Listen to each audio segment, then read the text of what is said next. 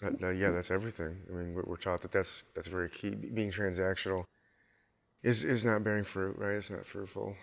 Um, so, have you ever had an experience or sort of a moment you remember where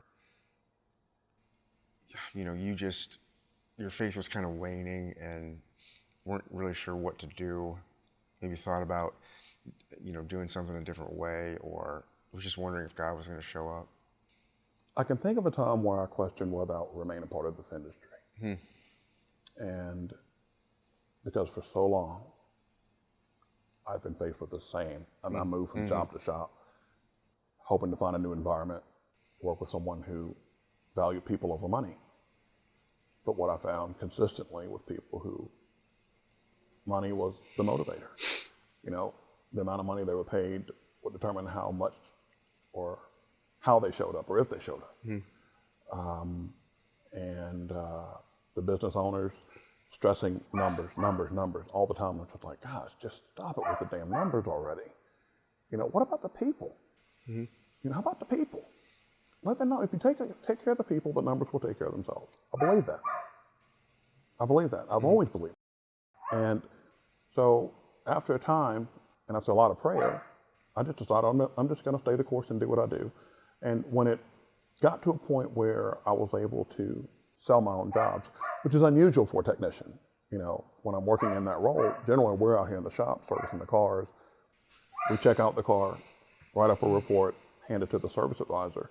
The service advisor speaks to the client. The technician never does. Well, oh yeah, I found myself in a unique position where I was able to do both. And that helped me to break away from having to depend on this other guy to sell my job.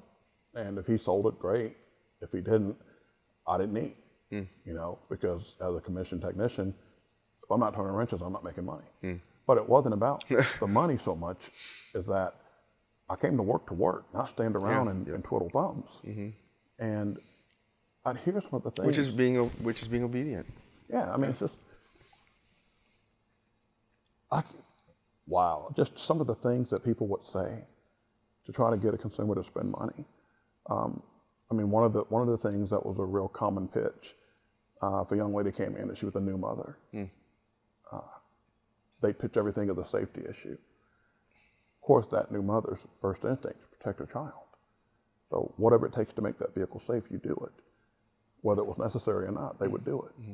And they thought that was an effective tool to use to get a woman to spend money. If she's got a child, she'll buy anything if you tell her it's a safety issue. And I'm thinking, wow. But to see that sort of thing going on, and the business owner would apply. He didn't care as long as he got the resources. He didn't care. Yeah. And I'm like, that's just a terrible way to do business, man. Yeah. But I mean, I see that kind of thing play out. There's a better way. There's a better way, and this is not it. And so when I was able to sell my own jobs, I was able to show these guys, you don't have to be dishonest with people. You don't have to lie or steal or cheat people out of things. Just be honest and educate your consumer. That's the key thing. So what I would do when the customer was there, I'd look at the car, put together the assessment, and I encouraged them to stay so I could show them what was going on with the car, because again, I wanted to educate them about the car, help them understand what was going on with it, and why they needed these repairs. And then I'd put the estimate together in order priority. What needed to be done now, what can come next, and what can wait till later. Again, depending upon how long you intend to stay in the car and how serious it was. That was the beginning of it, I think, for me. Once I had that opportunity, then I realized, okay, I can make a bigger difference here and a better difference. And then I didn't have to operate within the guidelines that were set forth by the business owner, kind of do my own thing. He didn't care what I did as long as he reaped the benefit.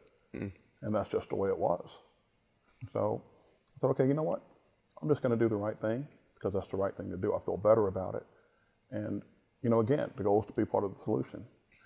And that was the start of it for me. But yeah, before I had that opportunity, I was really struggling to stay in the industry because I didn't want to be a part of it. Not as it was. Yeah. And so when I met Farhad, my business partner, he was actually one of my technicians for a period of 6 years. He worked with me at another shop. And right away, I saw that he was a younger version of me. And I thought, yeah, I like this guy. And he and we just worked together really well. We had a common vision for how things should be in the repair shop. And he valued relationship over money too. And it was an answered prayer, frankly, to finally meet someone who shared my vision for how business ought to be. Yeah.